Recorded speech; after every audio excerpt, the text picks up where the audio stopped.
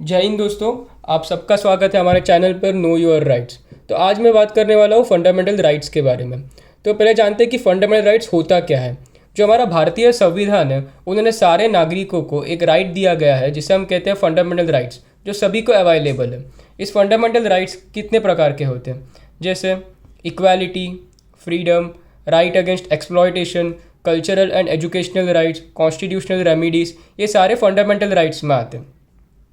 तो आज मैं फंडामेंटल राइट्स में इक्वालिटी के बारे में बात करने वाला हूँ। जितने भी फंडामेंटल राइट्स है ये आर्टिकल 14 से लेके आर्टिकल 32 में आते हैं।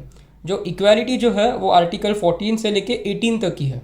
तो आज मैं वो इक्वालिटी के बारे में आपको एक्सप्लेन करने वाला हूँ। तो पहले है आर्टिकल 14, इक्वालिटी बिफोर लॉ। जैसे अभी कोई भी कुछ भी क्राइम करता है तो जस्टिस है वो सभी के लिए एक ही होता है। अमीर हो, गरीब हो, कुछ भी हो, सभी के लिए एक ही लॉ है, सबको एक ही तरह का जस्टिस मिलेगा। बट कुछ लोगों को ऐसा नहीं है, जैसे कि अभी कोई प्रेसिडेंट है, गवर्नर्स है, मिनिस्टर्स है, एमपी एमएलएस, फॉरेन डिप्लोमेट्स, इनके केस में वैसा नहीं होता है। जैसे अभी कोई मिनिस्टर, एमपी एमएलएस जो ये लोग होते हैं, ये लोग जब किसी क्राइम के लिए एक्यूज होते हैं और जब सफिशिएंट एविडेंस इनके अगर अवेलेबल होता है तभी भी इन्हें जुडिशियल कस्टडी में नहीं डाला जा सकता है until they are not proven guilty by the court.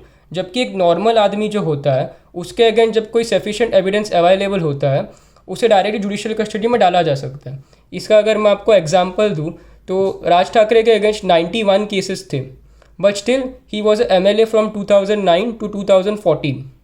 91 cases. अभी सोचो, 91 तो दूर की बात है, अगर आम आदमी के ऊपर एक केस भी डाला गया तो he will be sent to, अगर सफिशिएंट एविडेंस भी अवेलेबल है according to the evidence act 1872, उसे जुडिशियल कस्टडी में डाला जाएगा। और फॉरेन डिप्लोमेट्स की अगर बात करूँ तो उनके अगेंस्ट जब कुछ सफिशिएंट एविडेंस अवेलेबल होता है उनको उनके कंट्री के उनके लॉस के हिसाब से सज़ा दिया जाता है, उन्हें डिपोर्ट किया जाता है। तो चलिए आगे बढ़ते हैं आर्टिकल 15 की तरफ, जो कहता है equal opportunity for people from different religion, race, caste and sex. लेकिन इसमें भी थोड़ा लूप होल्स है हमारे कॉन्स्टिट्यूशन में। जैसे अभी रिजर्वेशन जो है, बैकवर्ड कास्ट वालों को रिजर्वेशन है, तो ये आर्टिकल 15(4) के तहत जितने भी स्टेट गवर्नमेंट जो है उन्हें एक स्पेशल प्रोविज़न मिला गया है कि वो लोग स्पेशल प्रोविज़न बनाए रिजर्वेशन का for people from economically, culturally and socially backward class of society. Economically in the sense पैसों के मामले में, सोशली इन द सेंस जिनका रिप्रेजेंटेशन कम है सोसाइटी में उनके हिसाब से उनके लिए, और दूसरा educationally. Educationally in the sense जो एक पर्टिकुलर कास्ट है सोसाइटी का या रिलीजन वाले हैं जो लोग ज़्यादा पढ़ते लिखते नहीं हैं उनके लिए। Article 16 equal opportunity in matter of employment. फिर बाद में आर्टिकल 17 अनटचेबिलिटी। जो अनटचेबिलिटी जो है कि लोअर कास्ट वालों का, कुछ स्पेसिफिक लोगों को में हाथ नहीं लगा होगा, ये वो वगैरह, ये अनटचेबिलिटी है।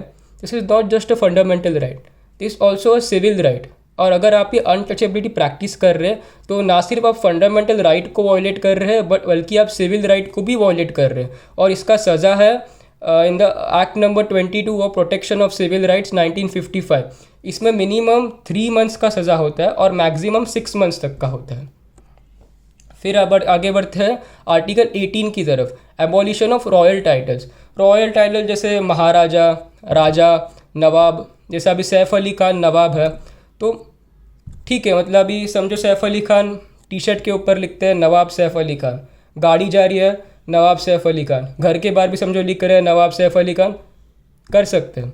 लेकिन जो उनका जो भी ऑफिशियल डॉक्यूमेंट्स रहेगा, जैसे पासपोर्ट हो गया, आधार कार्ड हो गया, वोटर आईडी कार्ड हो गया, बर्थ सर्टिफिकेट, जितने भी उनके ऑफिशियल डॉक्यूमेंट्स हैं उसमें सैफ अली खान ही होना चाहिए। उसमें वो महाराजा सैफ अली खान, नवाब सैफ अली खान, ये सब नहीं लिख सकते।